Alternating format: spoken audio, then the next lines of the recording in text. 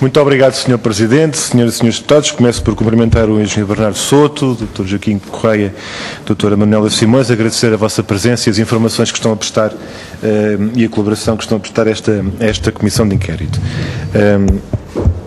Eu talvez, para além de um conjunto de questões que tenho aqui, gostaria de colocar, começaria, talvez, por esta última questão que foi agora colocada e por este último processo relativamente aos contratos espelho, digamos assim.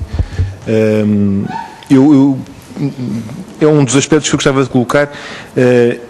Isto, digamos assim, do conjunto de contratos estabelecidos com as empresas citadas, neste caso dos cancelados, isto era uma exceção muito excepcional ou era uma situação relativamente corrente e habitual de Deutsche Bank ser contactado para ativar ou propiciar contratos swap que servissem de espelhos de outras instituições, ou novations, etc.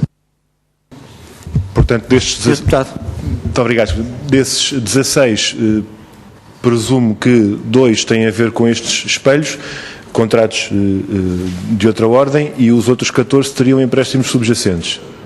Seria isso ou também não? Sim? Teriam empréstimo subjacente? Sr. Joaquim Correia? Sim. Contratos, empréstimo subjacente de vários tipos. Schuldscheins, empréstimos BEI, emissões de obrigações, empréstimos bancários, sim. Muito obrigado. Então esses empréstimos, estes financiamentos subjacentes não seriam todos necessariamente do vosso banco, poderiam ser de outras instituições, é isso? Faz favor, Sr. Doutor. Sim. Deputado. O Dr. Joaquim Correia há pouco, desculpa eu agarrar-me este pormenor de linguagem, mas pode ter algum significado ou não. Disse que este segundo contrato espelho, este swap de 70 milhões de euros, que tinha a ver com a Lehman Brothers e com o contrato existente antes, e depois disse uma palavra que é estranhamente também resultante de um contrato que foi feito pela empresa.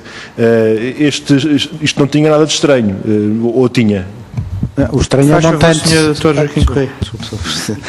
O estranhamento era um montante de 70 milhões, e daí a nossa dificuldade em identificar qual é que era, porque eram os dois 70 milhões, e estranhamento, se calhar a palavra foi mal utilizada, se calhar não, de certeza, já percebi que foi mal utilizada,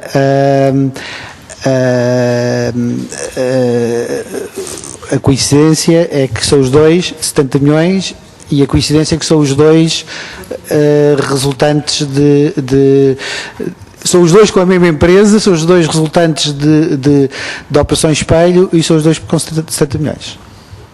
Sr. Deputado Bruno Dias. Muito obrigado. Não tem problema nenhum, chamou-me a atenção, mas não tem mal nenhum uso da palavra.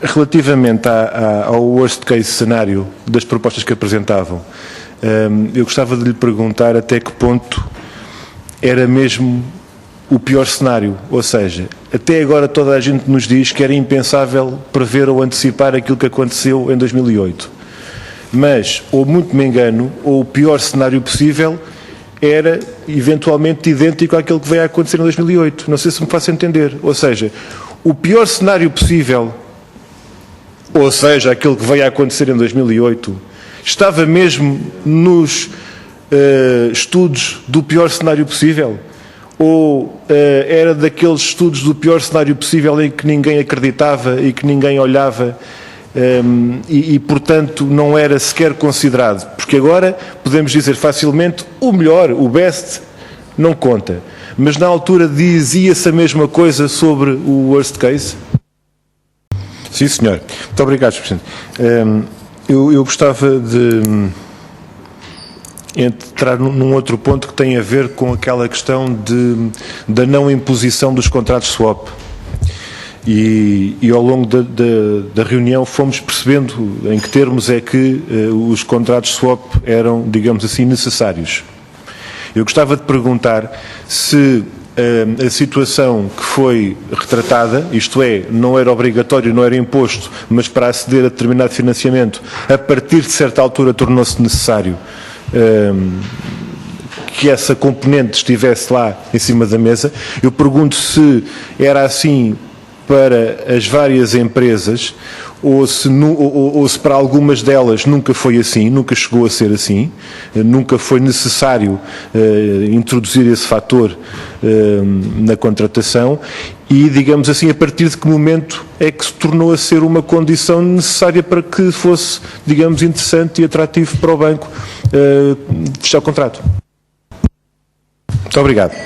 Sobre as cláusulas de resolução ou cancelamento antecipado, eu gostava de perguntar qual é o objetivo, digamos assim, no momento da contratação ou de uma eventual renegociação por parte de um banco na introdução de uma cláusula deste tipo e quando é que esta cláusula passou a ser mais comum ou passou a ser standard eventualmente em termos de contrato. Falou numa possibilidade mútua, no caso de um contrato pelo menos, e eu perguntava se isso a existir é sempre com esses termos, com essas características, e a partir de quando é que esta função, digamos, começou a aparecer. Muito obrigado. Já agora, essa modalidade da MTC existe desde sempre, que é como quem diz, desde sempre. Há muitos anos, sempre foi assim, é recente. Muito obrigado. Relativamente às relações com empresas envolvendo contratos com outras instituições financeiras e de crédito, há uma outra questão que eu ainda gostaria de colocar, não em relação aos contratos do tipo espelho, mas sim no tocante à matéria de informação de mercado. E informação do mercado financeiro e da situação existente. Já vimos aqui a diferença de situação que é mais ou menos inerente à condição do mercado e entre quem apresenta um produto e quem o estuda para adquirir ou não.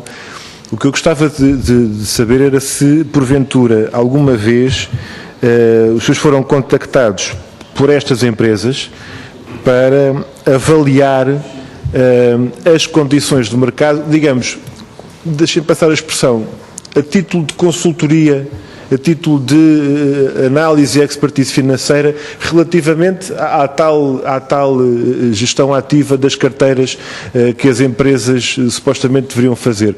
Houve essa atitude, como se costuma dizer agora, mais proativa por parte das empresas, envolvendo e contactando a vossa instituição a esse propósito?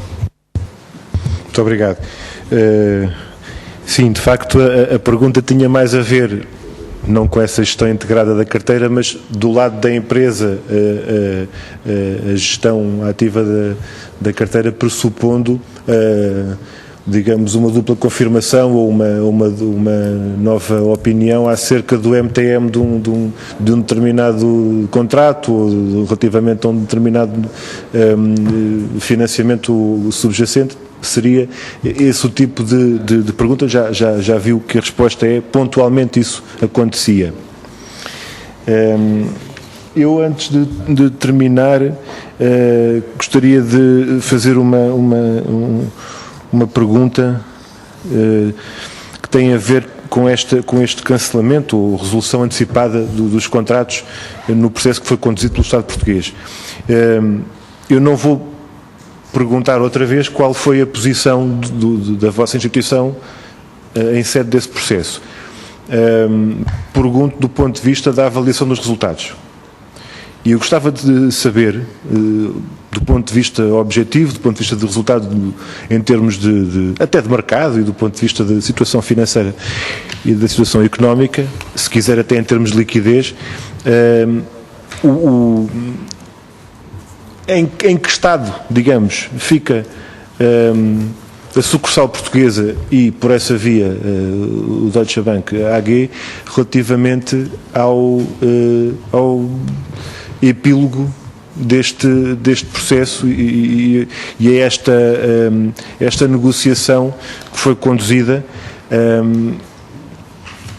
Eu, com toda a transparência, vou dizer, temos ouvido opiniões segundo as quais a melhor coisa que poderia ter acontecido a alguns destes bancos, e digo alguns desta forma assim, foi precisamente o cancelamento antecipado. Foi uma coisa que acabou por traduzir em matéria concreta. Já não será antecipada, mas poder concluir-se. Termino, Sr. Presidente, com esta questão. Traduziu-se em matéria concreta a perda que era potencial para o Estado e que assim se transformou numa perda real de um lado e ganho real do outro. Eu pergunto, do ponto de vista económico e financeiro, qual é o balanço que é possível fazer relativamente a este processo? Nos dois momentos, antes e depois do arranque do processo de negociação para a resolução dos contratos, antes por parte das empresas, o IGCP, depois por parte do Estado português, por via do IGCP, alguma vez se colocou a questão da desagregação da avaliação dos valores do mercado, dos MTMs, em função, separando a componente da troca de juros da opção das opções vendidas ou das posições em causa, ou seja, a avaliação dos MTMs e dos valores em causa era consolidada ou desagregada? É a única oportunidade que tenho agora de falar. Ó, Sr. Presidente, se for a única, eu acabo já com mais um único aspecto, se me permitir. Não, é isso que eu lhe estou a chamar a atenção. Muito obrigado. Então, nesse caso, eu termino com a segunda parte da minha pergunta, que tem a ver também com esta questão da diferenciação entre o que é a troca de juros e o que é a parte, de facto, da opção e do que diz respeito ao financiamento. De uma forma muito simples e de uma forma muito singela, eu pergunto, dos 16 contratos que temos vindo aqui a discutir, quantos é que considera o Deutsche Bank que têm a ver especificamente com instrumentos de gestão e de proteção do risco da taxa de juros e quantos é que consideram ser instrumentos de optimização das carteiras, que não necessariamente com a proteção ao risco?